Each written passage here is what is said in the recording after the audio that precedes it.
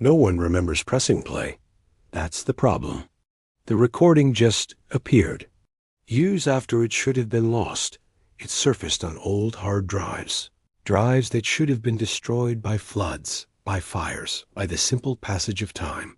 The file was labeled only 0 Antarctica _ Bull Shoals _ final. WAV, no metadata. No point of origin. When experts put it through an analyzer, the waveform looked all wrong. It was too symmetrical, too perfect. It looked less like something that was recorded and more like something that was grown. This is what plays. You stayed. That's good. Listeners who stay always get names. Some people say the Ozark Mountains were formed when something fell from the sky and missed its intended target. The mountains are like scar tissue from that impact. The caves are like mouths that opened to scream and never closed again.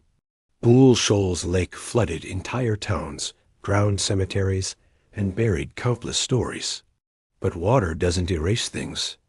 It just preserves them, holds them in a cold, silent embrace. And that's when the alien arrived. He called himself 0 Antarctica, but he didn't look like salvation. He looked like precision. He was a being of pure, calculated sound.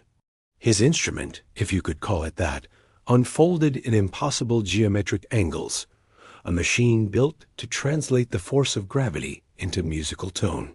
He had a theory that music, the right kind of music, could stabilize anything.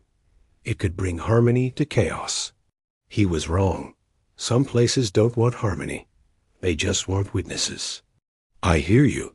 I hear all of you. But the hills didn't want to be heard. They answered by tightening, the very ground constricting around him. The air grew thick, heavy. That's when the second player entered the stage. The hillbilly guitar dude, stepping right into the frequency. He was barefoot. His feet were bleeding, but he was singing anyway. He told the truth the only way it can ever really be told, through stories that hurt just enough to stay remembered. This town don't die. It just gets quieter. Till the radio's got a scream for it.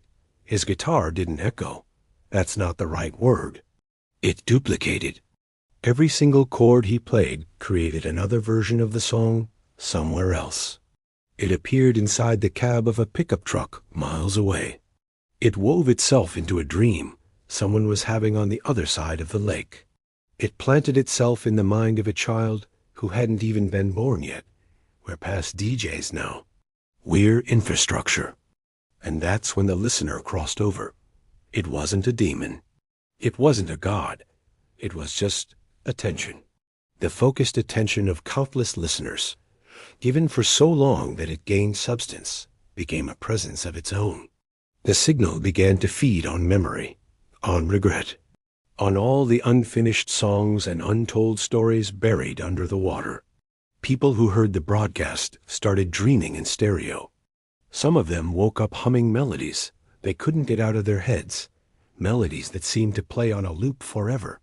And some of them never woke up at all, but their radios kept playing.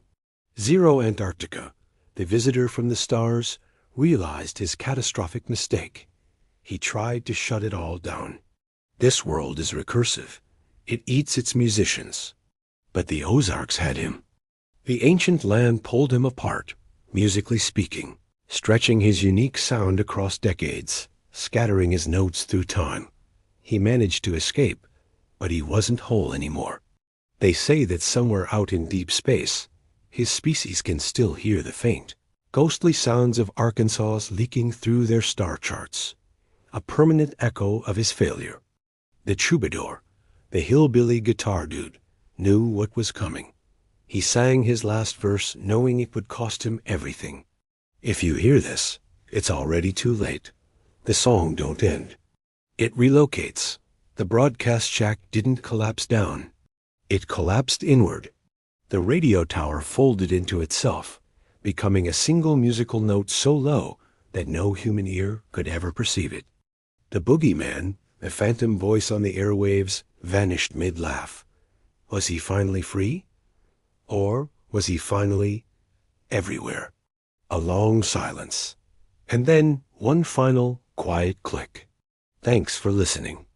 They say if you play the file, the 0 Antarctica _ final file, alone in a quiet room, nothing happens. But if you play it out loud, late at night, near trees or near a body of water, the room starts to feel fuller. The corners of your vision get crowded. Your own memories don't quite feel like yours anymore. They feel borrowed. Because this wasn't just a story. It was a test broadcast.